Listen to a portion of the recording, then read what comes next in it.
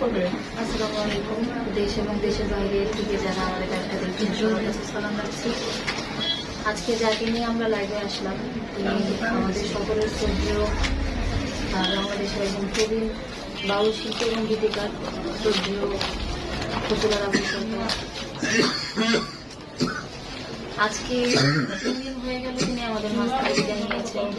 আমার খুব শ্রদ্ধার একজন ব্যক্তি, তিনি ছিলেন আমার বাবা মা উভয়ের বিষয়ে আপনারা জানেন। আব্দুল গনি সরকার এবং সালেহ আহমেদ, তাদের সঙ্গে অসংখ্য গান তিনি করেছেন এবং একই মঞ্চে আমারও সৌভাগ্য হয়েছে গান করার জন্য।